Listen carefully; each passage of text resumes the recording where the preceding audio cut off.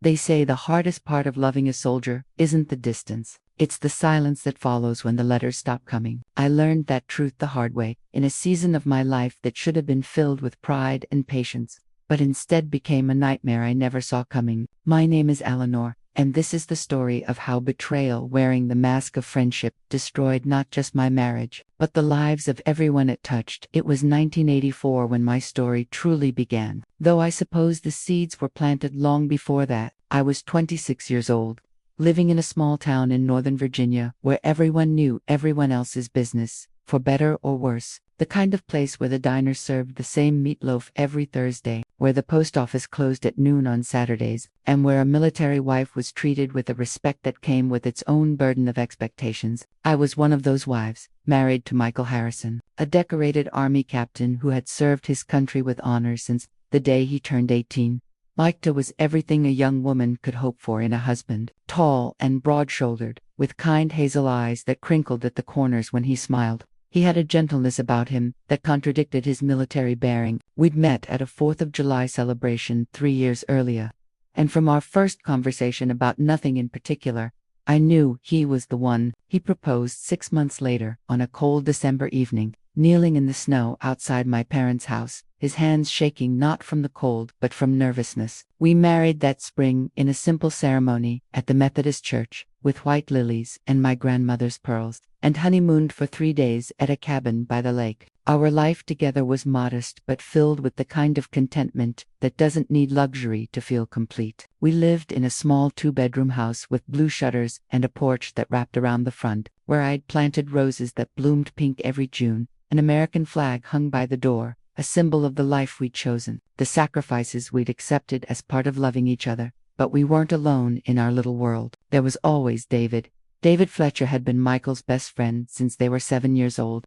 Growing up 3 houses apart on the same street, they'd played baseball together, joined the Army together, served in the same unit for years. David was Michael's brother in every way except blood, and when we married, he became part of our family too. He was charming in that effortless way some men have, with dark curly hair and a smile that could convince you of anything. Confident, always ready with a joke or a helping hand, always present at our dinner table or stopping by unannounced. Michael trusted him completely, and so I did too. That was my first mistake, though I wouldn't realize it until it was far too late. Looking back now with the wisdom of decades, I can see the signs I missed. The way David's eyes would linger on me a moment too long when Michael wasn't looking, the way he'd find excuses to touch my arm when making a point, or stand just a little too close when we were all in the kitchen together. The compliments that felt slightly inappropriate, masked as friendly observations, but I was young and in love and trusted my husband's judgment.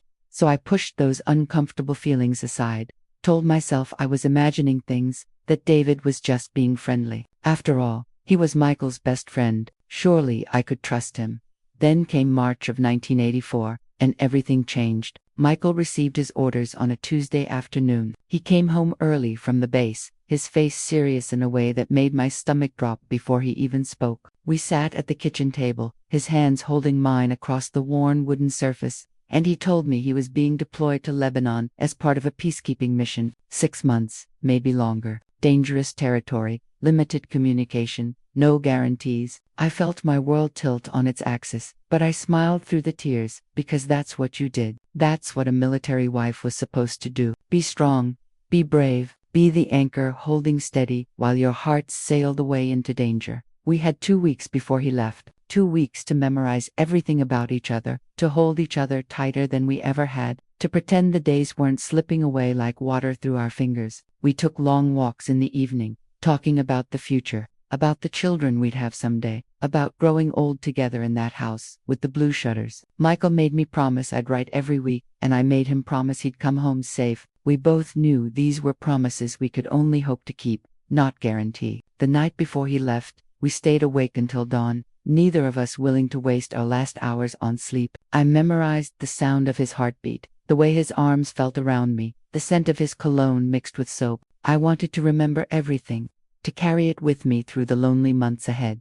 The morning of his departure, I drove him to the base myself. The parking lot was full of other families saying goodbye, children crying, wives trying to be brave. I walked Michael to where the buses were waiting, my hand clasped in his so tightly my fingers ached. We stood there for what felt like forever, and not long enough. And then it was time. He kissed me one last time, his hands cupping my face, his thumbs wiping away the tears. I couldn't hold back any more. Write to me every week, I whispered against his lips, and he promised he would. I love you, he said. And then he was walking away, looking back once, twice, 3 times before climbing onto that bus. I stayed there waving until the buses disappeared from view, my arm aching, my heart breaking, the morning sun harsh against my tears. That's when David appeared beside me. I hadn't noticed him in the crowd, but suddenly he was there, his hand on my shoulder. He'll be fine, David said, his voice gentle. Mike's the toughest guy I know, and I'll be here to look after you while he's gone. I promised him I would. I nodded, grateful for the kindness, for not having to face the drive home alone. David followed me back to the house and helped me carry in the groceries I'd picked up earlier.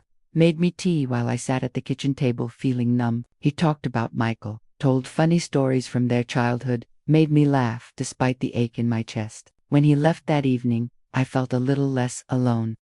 For the first month, everything seemed normal. David would stop by once or twice a week to check on me, mow the lawn, fix a leaking faucet, bring groceries when I mentioned I needed to go shopping. He was being a good friend, keeping his promise to Michael. I appreciated it, truly. The house felt too quiet without Michael, too empty, and having someone to talk to made the loneliness bearable. Michael's letters arrived regularly, filled with love and longing and descriptions of the landscape, the heat, the routine of military life in a peacekeeping zone. I wrote back faithfully, pages and pages about the garden, the neighbors, what I was reading, how much I missed him. I'd spray each letter with my perfume before sealing the envelope, hoping he could smell home when he read my words. But slowly, subtly, things began to shift. David's visits became more frequent, sometimes 3 or 4 times a week. He'd show up in the evening with dinner from the diner, saying he figured I wouldn't feel like cooking for one. He'd stay longer, talking late into the night, his eyes watching me with an intensity that made me uncomfortable. The compliments changed tone. Instead of "that's a nice dress," it became "you look beautiful in that dress." Instead of friendly observations, they felt personal, intimate, inappropriate. One evening in early May, we were sitting on the porch watching the sunset, and he reached over and tucked a strand of hair behind my ear. The gesture was so intimate, so presumptuous, that I froze. "David," I said carefully, moving away, "you're Michael's best friend. Please, don't do that." He pulled his hand back, laughing it off like it was nothing, like I was overreacting. Sorry, just being friendly. You looked like you had something in your hair." But his eyes told a different story. There was something dark there, something hungry that I'd been trying to ignore. From that moment, I was more careful. I stopped inviting him in, kept conversations brief and friendly, but distant. Made excuses when he suggested dinner or a movie in town. I could feel his frustration growing, see it in the way his smile became strained, in the edge that crept into his voice. Then, one night in late May, he showed up at my door with wine and that charming smile, but I could smell alcohol on his breath, could see the glassy look in his eyes. "Eleanor," he said, leaning against the door, "why do you keep pushing me away? I'm just trying to help, trying to be here for you." I stood firm in the doorway, not letting him inside. "I appreciate your help, David, but I think it's better if you don't come by so often. Michael will be home eventually, and I need to manage on my own until then." His expression changed, the charm sliding off his face like a mask. "Michael," he said, his voice bitter. "Always, Michael. Do you know how many years I've watched him have everything, the promotions, the medals, the perfect wife waiting at home? What about me? What do I get?" I felt a chill run down my spine. "David, you need to go home. You're drunk, and you're saying things you'll regret." He took a step closer, and I instinctively put my hand on the door, ready to close it. "I love you, Eleanor," he said, the words slurring slightly. "I've loved you since the day Michael introduced us. I should have told you first, should have asked you out before he did. It should have been me." My heart was pounding now, fear mixing with anger. "That's not fair to say, and you know it. I'm married to Michael. I love Michael. You're his best friend. How could you even think this way?" He laughed, a harsh sound that held no humor. "Best friend, right? The best friend who always comes second. Well, maybe it's time that changed. Get off my porch, David, now, and don't come back." I shut the door in his face, locked it, and stood there shaking as I heard his footsteps on the stairs. His car starting, the sound fading into the night. I didn't sleep that night, jumping at every sound, checking the locks 3 times. The next morning, I wrote to Michael about what happened, carefully explaining the situation, asking him to speak to David, to make it clear that his behavior was inappropriate. I sealed that letter with shaking hands and took it to the post office myself, praying it would reach him quickly. But David's letter reached him first. I didn't know it then, but that very week, while I was writing my truthful account, David was crafting his lies. He mailed an anonymous letter to Michael's units, claiming that I was seeing someone else, that I was unfaithful, that I'd been entertaining men at the house since the day Michael left. It was poison, carefully worded to sound concerned rather than malicious, designed to plant seeds of doubt without revealing the author. And Michael, far from home, stressed by the dangers of his mission, isolated from the truth, began to doubt. I didn't know any of this was happening. I went about my days, working my part-time job at the library, tending my garden, writing my weekly letters, waiting for Michael's responses that had always been so prompt and loving. But June came, and no letter arrived. Then the second week passed, and still nothing. By the third week, I was frantic with worry. Had something happened to him? Was he hurt? I called the family support office on the base, but they assured me there had been no casualties, no incidents. He was fine, they said, just busy. Sometimes letters got delayed. I tried to believe them, but a cold dread had settled in my stomach. Meanwhile, David's campaign of destruction continued. He began spreading rumors through town, careful and subtle at first. A comment here, a concerned observation there. I've seen strange cars at Eleanor's house. She's been going out a lot in the evenings. I tried to check on her like Michael asked, but she wasn't home. The rumors spread like wildfire in a small town where gossip was currency. People I'd known for years started looking at me differently. Conversations would stop when I entered the post office. Friends would cross the street to avoid talking to me. I felt the judgment, the whispers, the pointed stares, but I didn't understand where they were coming from. What had I done to deserve this coldness? Then David took it further. He found a photograph, one of Michael and me at a barbecue the previous summer, with a group of friends, using tricks I'd later learn involved a darkroom and careful manipulation. He cut Michael out and positioned another man in his place, someone I barely knew from the base. The quality was poor, but good enough to raise questions if you were already suspicious. He mailed it to Michael with a note, "Thought you should know what's really happening at home." It was cruel, calculated, and devastatingly effective.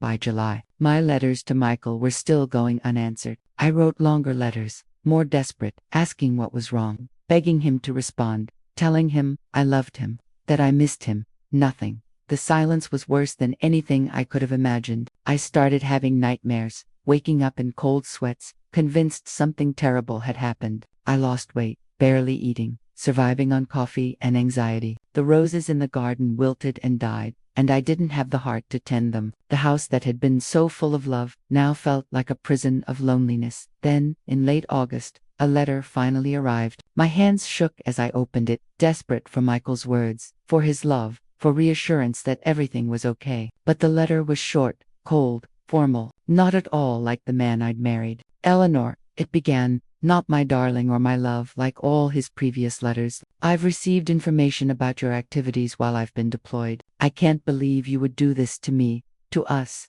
to everything we built together. I trusted you, I loved you, and you betrayed that trust in the worst possible way. I can't forgive what you've done. I don't know what will happen when I return, but our marriage is over. Don't write to me anymore.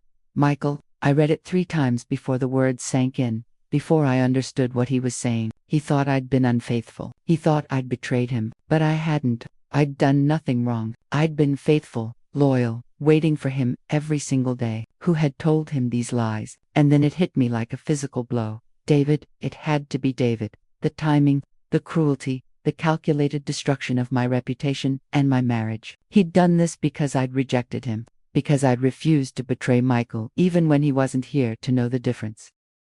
I collapsed on the kitchen floor, Michael's letter clutched in my hands, and sobbed until I had no tears left. The pain was unbearable, a physical ache in my chest that made it hard to breathe. The man I loved, the man I'd promised my life to, believed I was a cheater, a liar, someone capable of destroying our vows, and there was nothing I could do to convince him otherwise. I was hundreds of miles away from him, and my words, my truth, meant nothing against whatever evidence David had manufactured. That night, David came to my door again. I saw his car pull up through the window and felt rage like I'd never known. I threw open the door before he could knock, and the look on my face must have been fierce because he actually took a step back. "You," I said, my voice shaking with fury. "You did this. You destroyed my marriage because I wouldn't betray my husband with you." He had the audacity to look confused, to play innocent. "Eleanor, I don't know what you're talking about. I've been worried about you. You look terrible. Don't you dare," I hissed. "Don't you dare stand there and pretend you care. You sent Michael lies. You spread rumors about me. You ruined everything because you couldn't have what you wanted."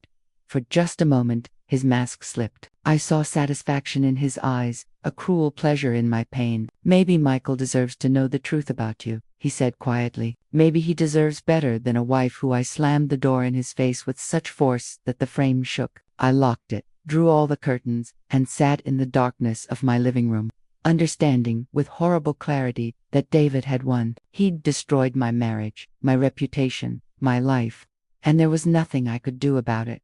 The next months were the darkest of my life. The rumors David had spread gained momentum, becoming truth through repetition. People I'd known for years believed I was an idolatress, a woman who'd betrayed her soldier husband while he served overseas. I became a pariah in my own town. The other military wives stopped including me in their support groups. The library where I worked suddenly didn't need my hours anymore. Even at the grocery store, people would whisper and stare. I heard the names they called me, heard the judgment in their voices. Cheater, homewrecker, disgrace. I wrote to Michael every week, despite his demand that I stop. Long letters explaining the truth, begging him to believe me, to see through David's lies. I sent them knowing they might never be read, might be thrown away unopened, but I had to try. I had to believe that somehow my truth would reach him. But there was never a response. The silence stretched on, heavy and suffocating, until I began to wonder if I'd ever hear from him again. By October, I discovered I was pregnant. 7 weeks along,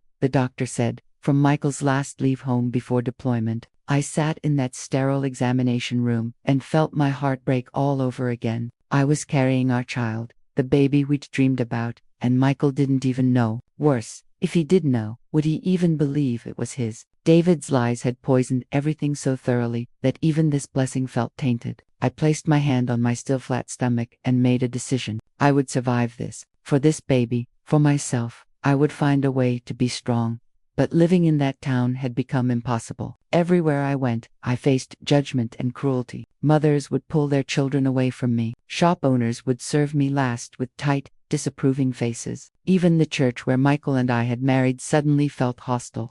The congregation treating me like a sinner beyond redemption. I couldn't raise a child in this environment, couldn't subject my baby to the shame that wasn't even deserved. So I made the hardest decision of my life. I would leave, start over somewhere new, somewhere nobody knew my name or my story. I sold what I could, the furniture, the dishes, the small trinkets that had made the house a home. I kept only what would fit in my car clothes, photographs, Michael's letters from before everything fell apart. I packed late at night so the neighbors wouldn't see, wouldn't have one more thing to gossip about. The night before I left, I stood in the empty house one last time, remembering the life I'd built there, the happiness that had once filled these rooms. I walked through each space, saying goodbye to the ghosts of better days. In the bedroom, I could still see Michael's smile as he'd carried me across the threshold. In the kitchen, I remembered Sunday breakfasts and easy laughter. On the porch, I remembered watching sunsets together, planning our future. I left my key in the mailbox and drove away as dawn was breaking. Watching the house disappear in my rearview mirror, I didn't leave a forwarding address. I didn't tell anyone where I was going. I simply vanished, taking my broken heart and my unborn child to start a new life where the past couldn't find me. I drove south, tears streaming down my face, until the town was far behind me and I could finally breathe again without feeling like I was suffocating. I settled in a small town in North Carolina, a place where nobody knew me, where I could reinvent myself. One rented a small apartment above a bakery, took a job as a bookkeeper for a local hardware store, and told people I was a widow. It was easier than explaining the truth, easier than seeing the judgment that would inevitably follow. My boss, Mr. Henderson, was a kind older man who didn't ask too many questions and paid me fairly. The work was simple, organizing receipts and managing accounts. But it gave me something to focus on besides my grief. As my pregnancy progressed, I built a quiet life. I made a few acquaintances, though I kept everyone at arm's length. Too afraid of getting close, too afraid of being hurt again. I attended prenatal appointments alone, decorated the small nursery by myself, and prepared to become a mother without any of the joy I'd once imagined would accompany that journey. At night, I'd write letters to Michael that I never sent, telling him about the baby, about the life he was missing, about how much I still loved him, despite everything. I'd seal them in a box under my bed. A collection of words that would never be read. In February of 1985, I gave birth to a daughter. I named her Sarah, after my grandmother, a woman who'd been strong and independent and fearless. I held my baby girl in my arms and looked into her eyes, Michael's eyes, hazel with flecks of gold, and felt love so profound it hurt. She was perfect, beautiful, innocent of the pain that had brought her into this world. As I cradled her, I made a promise. She would never know the shame I'd endured. She would never suffer for her parents' broken marriage. I would give her the best life I could, would be both mother and father, would love her enough for two. The years passed slowly. I raised Sarah alone, working long hours to provide for us, sacrificing my own needs to ensure she had everything she required. She was a bright child, curious and affectionate, with Michael's stubbornness and my creativity. We lived simply but happily in our small apartment. I read to her every night, took her to the library every week, taught her to bake and garden and be kind. I never spoke about her father except to say he'd been a soldier who'd loved her very much but had died before she was born. It was close enough to the truth. The Michael I'd loved had died the day he believed David's lies. I never remarried, never even dated. Part of me was still married to Michael, still wearing the gold band I'd never taken off. Part of me was too broken to trust again, too afraid of opening my heart and having it destroyed. And honestly, I was content with just Sarah. She was enough, more than enough. She filled my days with purpose and my heart with love. I watched her grow from baby to toddler to child to teenager, each stage bringing new joys and challenges. I helped with homework, attended school plays, cheered at soccer games, dried tears over friendship dramas and first heartbreaks. I built a life that was meaningful and good, even if it wasn't the life I'd once imagined. But I never stopped thinking about Michael. Even after years had passed, even after I'd built new routines and new memories, he was always there in the back of my mind. I wondered where he was, what he was doing, if he ever thought about me. I wondered if he'd remarried, if he was happy, if he'd found someone who could give him the life I couldn't. Sometimes, late at night, when Sarah was asleep, I'd take out the old photographs and look at his face, trying to remember what his voice sounded like, what his laugh felt like. Time faded the sharpness of those memories, but never the ache of losing him. David, I tried not to think about it all. The anger I'd felt had slowly transformed into something closer to pity. What kind of person destroys other people's lives out of jealousy? What kind of emptiness must exist in someone's soul to make them capable of such calculated cruelty? I hoped karma would find him eventually, that he would face consequences for what he'd done. But mostly, I just tried to forget he existed, to keep him out of the peaceful life I'd built. Sarah graduated high school in 1993, a bright and ambitious girl who'd earned a scholarship to study engineering at a state university. I was so proud of her, of the strong, independent woman she'd become. We stood together at her graduation, her in her cap and gown, me in my best dress, and I felt a bittersweet ache. She looked so much like Michael, especially when she smiled. I wished he could see her, could know the incredible person his daughter had become, but that door had closed long ago, locked by lies I could never unlock. After Sarah left for college, the apartment felt too quiet. I'd spent 18 years focused entirely on raising her, and suddenly I had to figure out who I was beyond being a mother. I kept working, took up pottery at the community center, volunteered at the library. I filled my days with activity, but the nights were harder. That's when the loneliness crept in. When I'd remembered that I was approaching 50 years old and had spent most of my adult life alone, punished for a crime I'd never committed. Then, in the fall of 1994, a letter arrived. I'd moved twice since leaving Virginia, but I'd always filed forwarding information with the post office, some part of me hoping that someday, somehow, the truth would find me. The envelope was thin, the handwriting unfamiliar. The return address, a hospice center in Maryland. My hands shook as I opened it, some instinct telling me this was important, like the moment I'd been unconsciously waiting for. The letter was from David.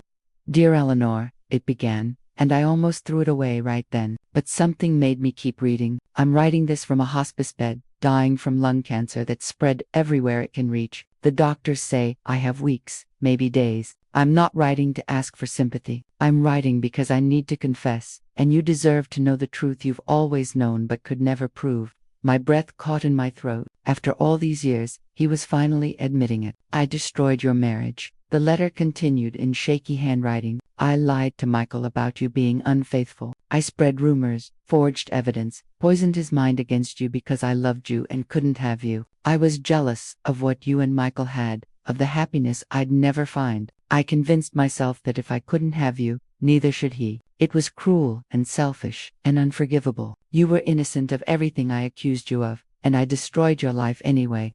Tears were streaming down my face now, years of pain and vindication mixing together. He went on to describe everything he'd done in detail: the anonymous letters, the doctored photograph, the rumor campaign, the lies he'd told Michael and anyone who would listen. "I've lived with the guilt for years," he wrote. "It ate away at me, destroyed my own marriage, cost me my health. My wife left me when she learned what kind of man I really was. My children won't speak to me. I'm dying alone, and it's exactly what I deserve. But before I die, I needed to tell the truth. I've already sent a letter to Michael, confessing everything. He deserved to know what I took from him, from both of you. I don't expect forgiveness. I don't deserve it. I just needed you to know that you were right all along, and I'm sorry. I'm so deeply, truly sorry for destroying your life. David." I sat at my kitchen table for hours, holding that letter, reading it over and over, feeling emotions I couldn't even name: relief that the truth was finally acknowledged, rage at the years that had been stolen from me, grief for the life Michael and I should have lived,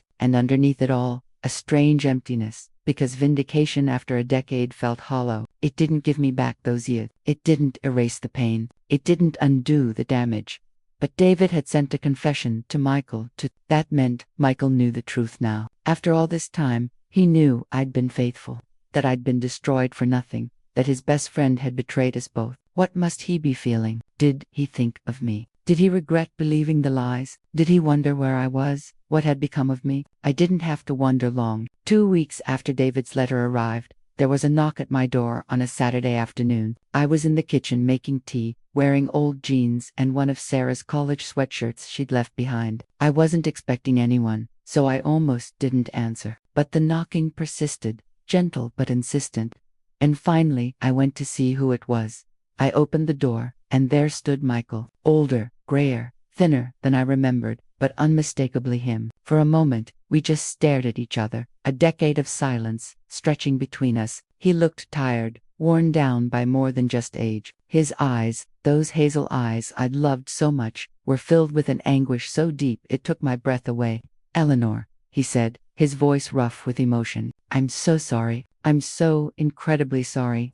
I stood there frozen, unable to speak, unable to move. This moment I'd imagined 1,000 different ways was actually happening, and I didn't know what to do with it. "Can I come in?" he asked quietly. "Please, I need to talk to you."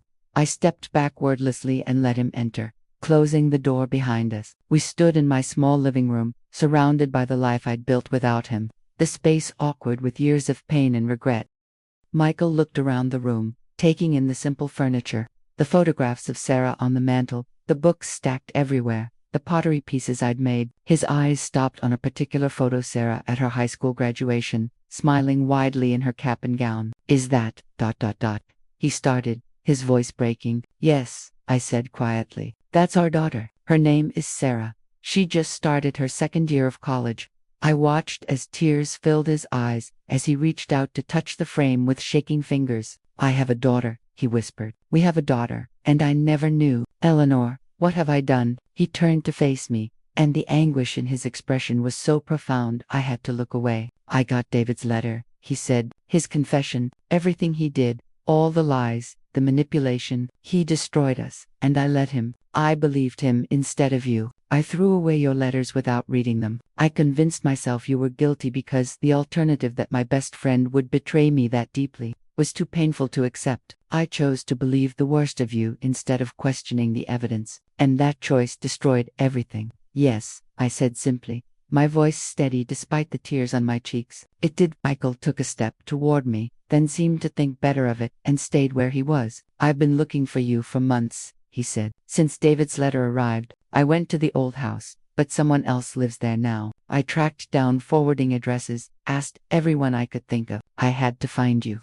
I had to tell you how sorry I am, how wrong I was, how much I've regretted every moment of the last 10 years. What do you want from me, Michael? I asked, and I was surprised by how calm I sounded. Do you want me to say it's okay, that I forgive you, that we can go back to how things were? He shook his head, fresh tears spilling down his face. No, I know that's impossible. I know I don't deserve your forgiveness. I just needed you to hear me say it. I thought I was defending my honor, protecting myself from betrayal. But I was the one who betrayed you. I broke every vow I made. I destroyed your honor, your reputation, your life. And I can't live with that guilt. I can't die without at least trying to make you understand how deeply I regret what I did to you.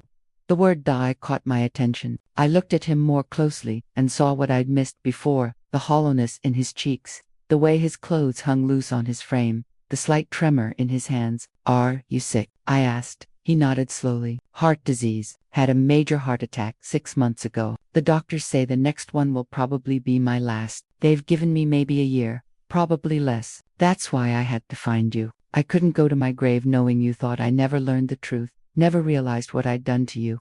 I walked to the window, looking out at the street below, trying to process everything. Michael was dying. He knew the truth. He was sorry. But what did any of that change? The years were still lost. Our daughter had grown up without a father. I'd spent a decade being punished for a crime I didn't commit. Do you know what David took from us? I asked, still looking out the window. He took our marriage, our home, our future. He took my reputation and my peace. But most of all, he took your daughter's childhood. Sarah grew up believing her father was dead. She never knew you, never had you at her birthday parties or school events, never learned to ride a bike with you, or had you scare away the monsters under her bed. Those years are gone forever. Michael, your apology doesn't bring them back.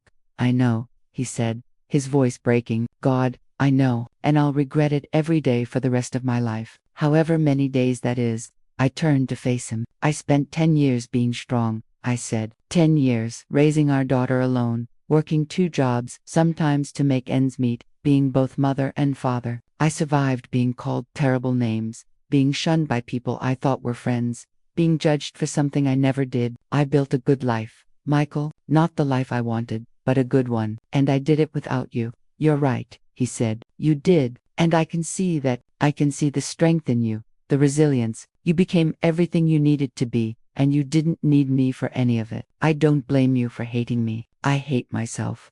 I studied his face, seeing the man I'd loved beneath the ravages of age and illness and regret. Part of me wanted to rage at him, to make him feel even a fraction of the pain I'd endured. But another part of me, the part that had grown wise through suffering, understood something important. I don't hate you, Michael, I said quietly. I did for a while, but hate is exhausting, and I was already exhausted from everything else. Eventually, I just felt sad. Sad for what we lost. Sad for Sarah. Sad for the life we could have had. He wiped at his eyes with the back of his hand. Can I meet her, Sarah? I know I have no right to ask, but I'd like to know my daughter before I die. Even if it's just once. I thought about Sarah, 20 years old and thriving at college, unaware that the father she thought was dead was standing in my living room. That's not my decision alone to make, I said. Sarah thinks you died before she was born. Telling her the truth means explaining everything David's lies, your betrayal, why I let her believe you were gone. It means appending everything she thinks she knows about her family, about herself. I understand, Michael said, but she deserves to know the truth, and I'd like the chance to apologize to her too, to explain, even if she hates me for it. I nodded slowly. I'll call her. I'll tell her everything, and then it's her choice whether she wants to meet you. That's all I can promise. Relief washed over his face. Thank you. That's more than I deserved. We stood there in uncomfortable silence for a moment, and then Michael said, I should go. I'm staying at a motel in town. Here's the number. He handed me a piece of paper with his information. Whatever you decide, whatever Sarah decides, thank you for letting me see you, for letting me apologize in person. After he left, I sat on my couch for a long time, holding that piece of paper, my mind spinning. Then I picked up the phone and called Sarah at her dorm. "Mom," she answered, sounding surprised. I usually waited for her to call me. "Hi, sweetheart. Are you busy? I need to talk to you about something important." There was a pause. "What's wrong? Are you okay?" I took a deep breath. "I'm fine, but I need to tell you something about your father. The truth about your father." I spent the next hour on the phone, telling Sarah everything about meeting Michael, our marriage, David's betrayal, the lies that destroyed us, my pregnancy, my decision to let her believe her father was dead, about David's deathbed confession, and Michael's visit today. I heard her crying on the other end of the line, heard the shock and confusion and anger in her voice. "You lied to me my whole life," she said. "I had a father, and you let me think he was dead." Her words cut deep, but I understood her pain. "I was trying to protect you," I said, "from the shame, from the complicated truth. I thought it would be easier for you to grieve a dead hero than to understand why your father abandoned us." "But he didn't abandon us," Sarah said, her voice thick with tears. "He was lied to. He thought you cheated on him. That's different." I closed my eyes, feeling the weight of all my choices. "You're right. It is different. And maybe I should have told you sooner, but I made the best decisions I could with what I knew at the time. I'm sorry if they were the wrong ones." There was a long silence, and then Sarah said, "I want to meet him, my father. Before he dies, I need to meet him." 3 days later, Sarah drove home from college. I met her at the door, and we held each other for a long time without speaking. She looked so grown up, so much older than the girl who'd left for college just over a year ago. Pain has a way of aging us, I thought. She'd learned that lesson earlier than I'd hoped. "Are you sure about this?" I asked her. "Once you meet him, you can't unknow him. You can't go back to the simple story." She nodded, her jaw set with determination that reminded me so much of Michael. "I'm sure. He's my father. I need to know him." I called Michael at his motel, and he arrived within an hour. When I opened the door, he looked terrified and hopeful all at once. His eyes went immediately to Sarah, standing behind me in the living room, and I watched as he took in every detail of her face. "You look just like my mother," he said, his voice filled with wonder. "She died when I was young, but you have her eyes, her smile." Sarah studied him just as intently. "I have your eyes too," she said quietly. "Mom always told me my eyes came from you."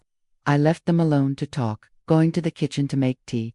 I didn't really want, just to give them privacy. Through the doorway, I could hear their voices, tentative at first, then growing more animated. Michael told her about his family, his military service, his marriage to me. He told her about David's betrayal and his own terrible mistake in believing the lies. "I failed you before you were even born," I heard him say. "I let a liar destroy our family, and you paid the price. I'll never forgive myself for that."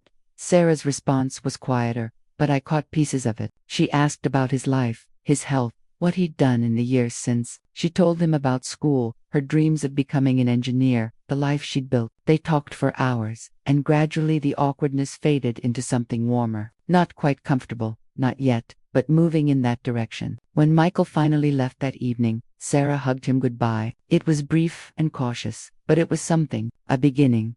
Over the next few months, Michael visited regularly. He'd moved to our town, renting a small apartment nearby so he could spend time with Sarah whenever she was home from college. They built a relationship carefully, like constructing something fragile that might break if handled wrong. They went to coffee shops and talked about books. They walked in the park and discussed politics and philosophy. Sarah showed him her engineering projects, and he beamed with pride. He attended her soccer games when she came home for weekends, cheering from the stands. He was trying, in the limited time he had left, to be the father he should have been all along. My relationship with Michael was more complicated. We were cordial, friendly even, but there was a distance between us that couldn't be crossed. Too much had happened. Too many years had passed. Sometimes I'd catch him looking at me with such longing and regret that it hurt to see. But I'd built walls around my heart, and I couldn't tear them down, not even for the man I'd once loved more than anything. One evening, after he'd had dinner with Sarah and me, he walked me to the kitchen while Sarah was in the bathroom. "Eleanor," he said quietly, "I know I don't have the right to ask this, but is there any chance, could we ever—" I put my hand gently on his arm, stopping him. "No, Michael, we can't go back. What we had is gone, and we can't rebuild it from these ashes." Tears filled his eyes. "I still love you." I never stopped. I felt my own eyes water. I loved you too, so much, but that love couldn't survive what happened. You didn't just break my heart, Michael. You destroyed my trust, my faith in love itself. I forgave you because holding on to anger was poisoning me. But forgiveness isn't the same as reconciliation. It's not a door back to the past. It's a wall I built to keep the past from destroying my future. He nodded, understanding even as it clearly broke something in him. You deserved so much better than what I gave you, he said. You deserved a husband who believed in you, who fought for you, who didn't let a snake like David poison his mind. I wasn't that man, and I'll regret it until the day I die. I know, I said softly, and I'm sorry you have to live with that regret. But my priority now is Sarah, helping her process all of this, supporting her relationship with you in whatever time you have left. That's all I can give you. Michael's health declined steadily through the winter. The heart attacks came more frequently, each one leaving him weaker. By February, he was in and out of the hospital. Sarah visited him constantly, sometimes sleeping in the chair beside his bed. I visited too, less frequently but regularly, because despite everything, I couldn't let him die alone. He'd been such a big part of my life, even in his absence. One afternoon when I was sitting with him while Sarah went to get coffee, he took my hand. Thank you, he said, his voice weak, for giving me these months with Sarah, for letting me know my daughter before the end. It's more than I deserved. Everyone deserves a chance at redemption, I said, even when they've made terrible mistakes. He smiled sadly. I wish I'd had more time to really be her father, time to make up for what I took from both of you. I squeezed his hand gently. You can't measure being a parent in years. Sarah will remember these months. She remembered that when you knew the truth, you came looking for us, that you tried to make things right. That matters. Will she be okay? He asked. After I'm gone, I nodded. She's strong. She's got your stubbornness and my resilience. She'll grieve, but she'll be okay. He closed his eyes, and I thought he'd fallen asleep, but then he spoke again. I'm so sorry, Eleanor, for everything, for believing lies instead of believing in you, for all the years you've struggled alone, for not being there when Sarah was born, when she took her first steps, when she needed a father. I'm sorry I wasn't the man you thought I was. You were that man once, I said quietly. David's lies just made you forget. We sat in silence for a while, his hand in mine, years of complicated history flowing between us. Then Sarah returned with coffee, and I let go of his hand, giving her space to be with her father. 2 weeks later, Michael had a massive heart attack at 3 in the morning. He died in the hospital before sunrise, with Sarah holding one hand and me holding the other. His last words were, I love you both, whispered so softly we almost didn't hear them. And then he was gone, taking with him all the what-ifs and might-have-beens, leaving behind only memories and regrets. We buried him on a cold March day, in a military cemetery, with full honors. The soldiers folded the flag with precise movements and presented it to Sarah, who clutched it to her chest and wept. I stood beside her, my arm around her shoulders, and watched them lower the casket into the ground. Goodbye, Michael, I thought. I hope you've found peace. I hope wherever you are, you're free from the guilt that ate away at you. I hope you know that despite everything, there was a time when I loved you more than my own life. At the reception afterward, an older man approached me. He introduced himself as one of Michael's former commanding officers. Michael talked about you a lot in his final months. He said, about what happened, about David's lies. I want you to know that we've corrected the record. Everyone who believed those rumors knows the truth now. Your name has been cleared. I nodded, grateful but feeling oddly empty. Thank you, though it's a bit late for that to matter much. He looked at me with understanding. Vindication always comes too late, he said, but it still matters. The truth still matters. After everyone left, Sarah and I went back to my apartment. We sat together on the couch, exhausted and grieving, and she leaned her head on my shoulder like she used to do when she was little. I'm angry at him, she said, for believing those lies, for not being there, for all the years we lost. But I'm also sad that he's gone. Is that normal, to feel both things at once? I stroked her hair gently. That's very normal, sweetheart. People are complicated. Relationships are complicated. You can be angry at someone for hurting you and still love them. You can grieve someone even when they weren't perfect. How do you feel? She asked. About him dying. I thought about it carefully. Sad, I said finally. Sad for what we lost. Sad that he carried so much guilt at the end. Sad that you didn't get more time with him, but also peaceful, in a way, like a chapter has finally closed. We can move forward now without wondering what if. The months after Michael's death were difficult for Sarah. She struggled with her studies, with processing the complicated emotions surrounding a father she'd barely known, with anger at David for destroying her family before she was even born. I worried about her constantly, but gradually, she found her footing again. She threw herself into her engineering projects, joined a support group for adult children dealing with complex family histories, and started seeing a therapist. By her junior year, she was thriving again, stronger and more resilient for having weathered the storm. That is for me. I felt like I could finally breathe fully for the first time in over a decade. The truth was known. Michael was at peace. Sarah was healing. The weight I'd been carrying for so long was finally lifting. I retired from my bookkeeping job and started volunteering more at the library, teaching literacy classes to adults. I took up painting, something I'd always wanted to try but never had time for. I traveled a little, visiting places I'd only dreamed about. I built a life that was truly mine, not defined by betrayal or survival, but by choice and joy. Years passed. Sarah graduated college with honors, got a good job with an engineering firm, fell in love with a kind man named Tom, who treated her like gold. When she got married in 1998, she walked down the aisle alone, saying she didn't need anyone to give her away. She belonged to herself. I sat in the front row and cried happy tears, so proud of the woman she'd become. When she had her first child, a daughter she named Eleanor after me, I held my granddaughter and marveled at the fullness of life, at how joy could bloom, even in ground that had been scorched by pain. I never heard anything more about David.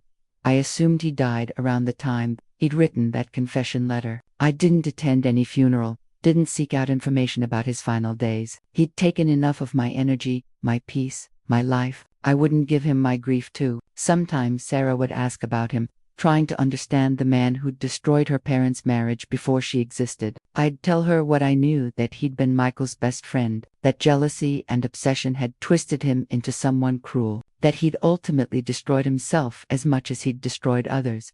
"Do you think he really felt guilty?" she asked once, when little Eleanor was about 2 years old and we were watching her play in the park. Or was the confession just another manipulation? I thought about that letter, the handwriting shaky from illness, the detailed admission of every terrible thing he'd done. "I think he felt guilty," I said. "I think living with what he'd done ate away at him year after year, until he couldn't bear it anymore. But feeling guilty didn't undo the damage. It didn't give us back those years. His remorse came too late to matter for anything except his own conscience." "That's sad," Sarah said. "A whole life wasted on jealousy and lies." I nodded. "That's what hatred does. It consumes the person who carries it until there's nothing left but ashes." David let his jealousy consume him, and in the end, it cost him everything: his friend, his integrity, his family, his peace. He died alone and unmourned, and that's the price of letting bitterness rule your heart. As the years turned into decades, I became the grandmother everyone comes to for advice. Sarah's children, Eleanor, and later her brother, Michael, named after the grandfather he'd never meet, would visit me every week. We'd bake cookies, work in the garden, read stories. They'd tell me about their problems, their fears, their dreams, and I'd listen with the patience that only comes from having survived real hardship. Young Eleanor, my namesake, was especially close to me. She had my coloring and Sarah's determination and a wisdom beyond her years. When she was about 15, she asked me the question I'd been waiting for. We were sitting on my porch, shelling peas for dinner, when she said, "Grandma, Mom told me about what happened to you, about Grandpa Michael and the lies and everything. How did you survive it? How did you not let it make you bitter?" I smiled at her, this beautiful girl who carried my name and my strength. "I did let it make me bitter for a while," I admitted. "I was angry and hurt and felt so betrayed, but I realized that bitterness was just another prison. David had already stolen so much from me. I wouldn't let him steal my peace too." "But wasn't it hard?" she asked. "Forgiving Grandpa Michael? I mean, after he believed the worst about you?" I set down the peas and looked at her seriously. "Forgiveness isn't about the other person, sweetheart. It's about yourself. Holding on to anger is like drinking poison and expecting the other person to die. I forgave your grandfather not because what he did was okay. It wasn't, but because carrying that anger was destroying me. Forgiveness freed me from the past. It let me build a future." "Do you regret it?" she asked. "Your life, I mean. Do you wish things had been different?" I thought about that carefully, looking out at the garden I'd cultivated, the home I'd made, the family I'd built from the ashes of betrayal. "Of course I wish things had been different," I said. I wish David had never lied. I wish Michael had believed in me. I wish your mother had grown up with two parents who loved her. But wishing doesn't change what was. I can only work with what is, and what is you, your brother, your mother, this life I've built that's pretty wonderful. Young Eleanor hugged me, then, fierce and tight. I love you, Grandma. You're the strongest person I know. I held her close, breathing in the scent of her shampoo, feeling the weight of her trust and love. Strength isn't about never falling down, I whispered. It's about getting back up even when you don't think you can. Remember that, sweet girl, no matter what life throws at you, you can survive it. You can even thrive after it. Now, as I sit here at 87 years old, looking back on my life, I see it all with the clarity that only time can bring. David's betrayal shaped my life in ways both terrible and transformative. It stole my youth, my marriage, my innocence, but it also taught me resilience, independence, the kind of strength that can only be forged in fire. Michael's failure to believe in me broke my heart, but it also showed me that I didn't need someone else to validate my worth. I was enough, all by myself. The truth did destroy them both, in the end. David died alone, consumed by guilt and shame, having lost everything that mattered. Michael died knowing he'd thrown away the great love of his life for a lie, carrying regret like a stone in his chest. But the truth also freed me. It vindicated me, yes, but more importantly, it allowed me to move forward without the weight of wondering if anyone would ever believe I was innocent. The record was set straight. Even if it came too late to matter, in the ways I'd once hoped, I never remarried, never even came close. Some people say that's sad, that I should have found love again, that I shouldn't have let one betrayal close my heart forever. But they don't understand. I wasn't waiting for someone to complete me. I was already complete, whole, sufficient. My life was full, without romance, full of purpose, full of love for my daughter and grandchildren, full of friendships and hobbies and quiet contentment. I didn't need a partner to make my life meaningful. I'd built that meaning myself, brick by brick, through years of hard work and healing. The lesson I've learned, the one I try to pass on to my grandchildren and anyone else who listen, is this: never let a lie decide your worth. Other people's lies, other people's beliefs, other people's judgments, none of that determines who you are. You know your truth. Hold on to that, even when the whole world seems to be telling you you're wrong. Eventually, if you stay true to yourself, the truth will come out. It might take years, it might come too late to fix what was broken, but it will come, and when it does, you'll have the satisfaction of knowing you never compromised your integrity. Never let them make you into the person they said you were. And forgiveness real. Forgiveness isn't weaknesses. It's not saying what happened was okay. It's not forgetting, or excusing, or going back to how things were. Forgiveness is releasing yourself from the prison of anger and bitterness. It's choosing your own peace over someone else's punishment. It's building a wall between yourself and the past so you can move forward. I forgave Michael not for him, but for me, so I could sleep at night, so I could love my daughter without the poison of hatred seeping into our relationship, so I could build a life worth living, instead of existing in a constant state of rage and grief. Sometimes silence is the loudest truth there is. When I stopped trying to convince people I was innocent, when I stopped defending myself against lies, when I simply lived my life with dignity and integrity that spoke louder than any words could have, my life became my defense. The way I raised Sarah, the way I built my career, the way I treated others with kindness even when they judged me harshly, all of that testified to who I really was, and eventually, people noticed. Even before David's confession, even before the record was officially corrected, people who really knew me, who watched me over the years, came to understand that I couldn't have been the person the rumors described. I think about David sometimes, not with anger anymore, but with something closer to pity. What a waste of a life. He had friendship, opportunity, the chance to build something meaningful, but he let jealousy consume him. He let his inability to have what he wanted destroy not just my life and Michael's, but his own. His wife left him when she learned what he'd done. His children cut contact with him. He died alone in a hospice bed. His legacy nothing but pain and regret. And for what? Because he loved me and couldn't have me. Love doesn't destroy. Obsession does. Entitlement does. The belief that you deserve something that belongs to someone else that destroys.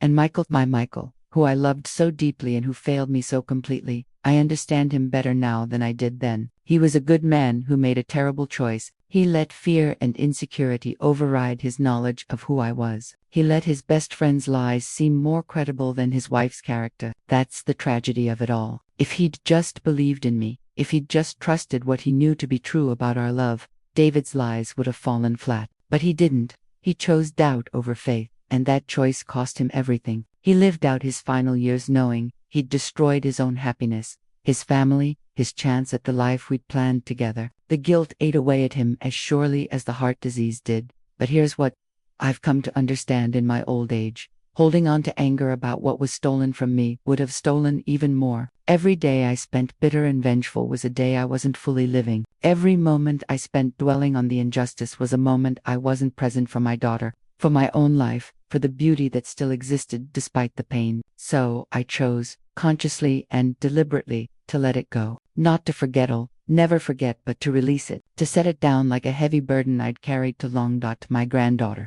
Eleanor asked me recently if I ever feel like my life was wasted, like I should have remarried, should have had more children, should have built the life I'd planned with Michael. I told her the truth. Every life has loss in it, sweetheart. Everyone faces betrayal in some form. Everyone has to decide whether they'll let that betrayal define them or refine them. I chose to let it refine me. I became someone stronger, more independent, more compassionate because of what I went through. Would I have chosen this path if I'd known what it would cost? No. But I didn't get to choose. None of us get to choose our trials. We only get to choose how we respond to them. The story of my life isn't the story of a woman who was betrayed and destroyed. It's the story of a woman who was betrayed and survived, who built a beautiful life from the ashes of what was taken from her, who raised an incredible daughter, who loves her grandchildren fiercely, who found purpose and meaning and even joy in the years after the storm. Yes, I lost my marriage. Yes, I lost the future I'd planned. But I gained myself. I gained strength I never knew I had. I gained the absolute certainty that I could survive anything, handle anything, build anything from nothing. Sarah tells me I'm her hero. That makes me smile, because I never set out to be heroic. I just set out to survive one day at a time, to give my daughter a good life, to maintain my dignity when everything else had been stripped away. But maybe that's what heroism really is, not grand gestures or dramatic moments, but the quiet persistence of continuing forward when everything in you wants to give up, the decision to choose hope over bitterness, day after day after day, until eventually hope becomes your default setting again. I'm 87 years old now, and I know I don't have many years left. When I think about my legacy, about what I'll leave behind, I don't think about the betrayal or the pain or the years I spent alone. I think about Sarah, strong and successful and happy. I think about my grandchildren, growing up with love and security and the knowledge that they come from strong stock. I think about the literacy students I taught to read, the friends I supported through their own trials, the small kindnesses I was able to offer because I knew what suffering felt like. The truth did destroy them both. David and Michael paid the ultimate price for their choices, but the truth also freed me. It validated me. It proved that staying true to yourself, even when no one believes you, is always the right choice. It showed that integrity matters, that character matters, that the truth always comes out eventually. If I could go back and change things, would I? Part of me says yes, of course. I'd warn my younger self not to trust David, tell Michael not to believe the lies, save us all from the pain that was coming. But another part of me, the part that's lived this whole long life and seen how the pieces fell into place, says, maybe not, because changing that would change everything that came after. Sarah might not exist. My grandchildren might not be born. The person I became, the strength I developed, the wisdom I gained, all of that grew from the soil of suffering. I don't believe that everything happens for a reason, not in some cosmic predetermined way. But I do believe we can create meaning from even the most senseless pain. We can take what was meant to destroy us and use it to build something stronger. We can refuse to let other people's cruelty define our story. That's what I did. That's what I want my grandchildren to remember about me. Not that I was the woman who was betrayed by her husband's best friend, but that I was the woman who survived that betrayal and built a life worth living anyway. That I was the woman who chose forgiveness over bitterness, dignity over vengeance, hope over despair. That I was the woman who proved that you don't need someone else to validate your worth, that you can be complete all by yourself. That strength isn't about never falling but about always getting back up As I sit here on my porch in the late afternoon sun, watching the roses bloom in my garden, I feel peace. Deep, genuine peace. The kind that only comes from a life fully lived, from trials survived, from wrongs righted, even if it took decades. David is long dead. Michael is gone. The lies have been exposed and corrected. And I'm still here, still standing, still finding joy in small moments and deep love in my family. That's my victory. Not that I proved them wrong, though I did. Not that the truth came out, though it did. My victory is that I didn't let what they did to me make me into someone I wasn't.